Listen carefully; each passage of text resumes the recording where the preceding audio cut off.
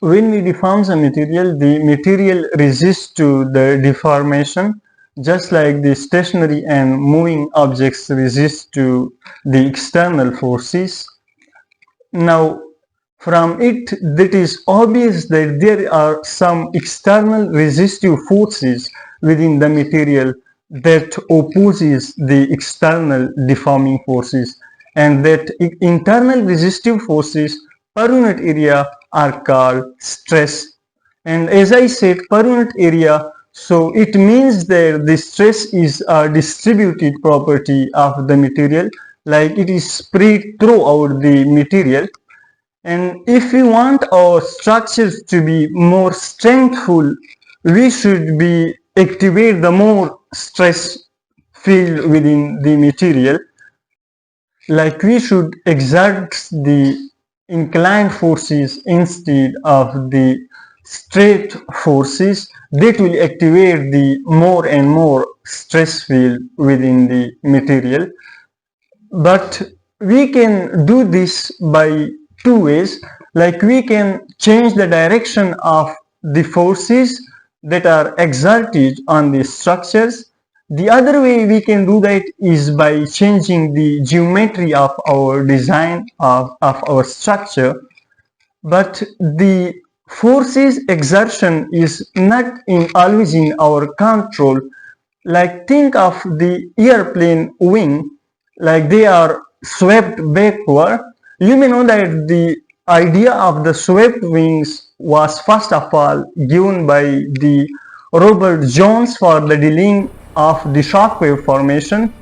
But later in 1950s, the engineers suggest that it also helped in the structure integrity of wings by distributing or by transforming the forces into the normal and shear stresses.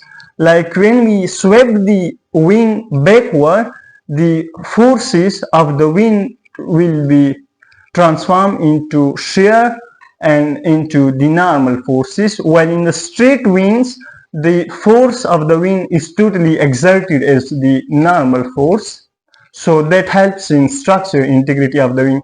Now here we cannot say the wind, oh, not come on this side, that is not in our control. So only we can do with the wing of the plane, like we can sweep it. The stress transformation idea you can demonstrate with the most simple experiment.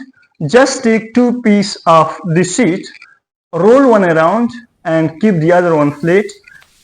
Now place the small bodies of the same size on both the sheet. You will see that the deformation in the flat sheet is noticeably greater than that of the wrapped sheet. This is because the wrapped sheet transforms the stresses much better than that of the flat sheet. The stress transformation is used everywhere.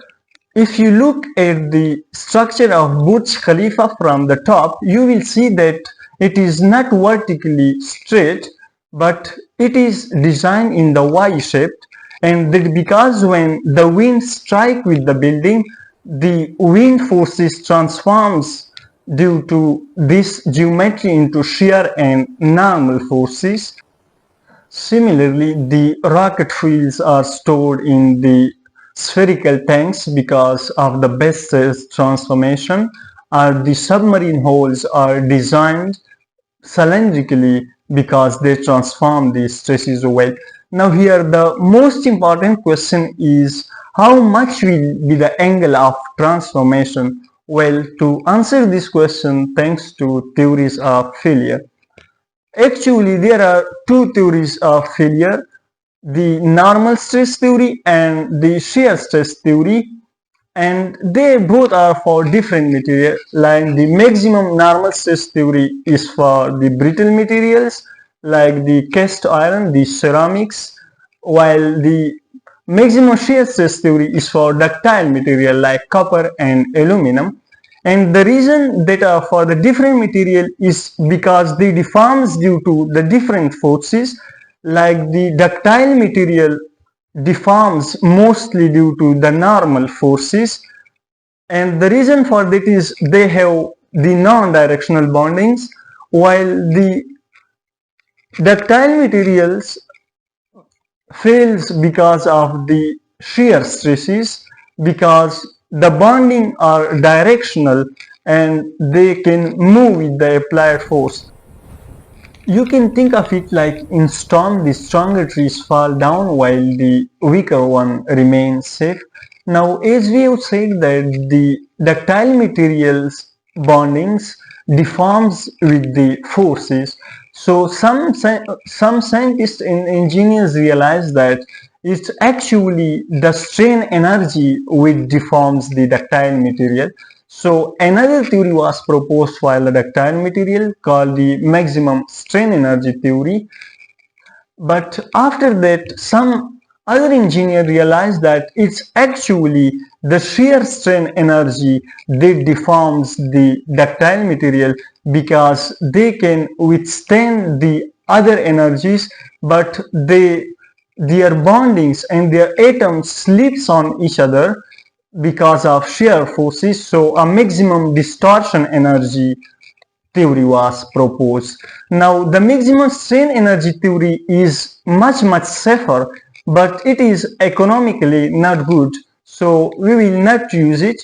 We will use the maximum distortion energy theory for the ductile materials, and we will use the maximum normal stress theory for the brittle material. Now take the equations of the stress transformations. Now we can see that as we change the angle of transformation, the stresses like the normal stresses and the shear stresses change with changing of the angle. Now select that angle at, if the material is brittle, you should be select the angle in such a way that the forces is more toward the shear, like the forces are trying to be shear because they fails later due to shear forces. So design the brittle material in the favor of shear stresses, while design the ductile material in the favor of normal stresses. But compare this angle when you select the angle in the stress transformation equations. Compare that angle with the theories like how much maximum stresses they can afford, and then design the material in such a way. But remember, if the material is ductile, the angle should be more in the favor of the normal stresses, as they will fail later due to the normal forces. And if the material are ductile, choose the angle that is in favor of the shear forces.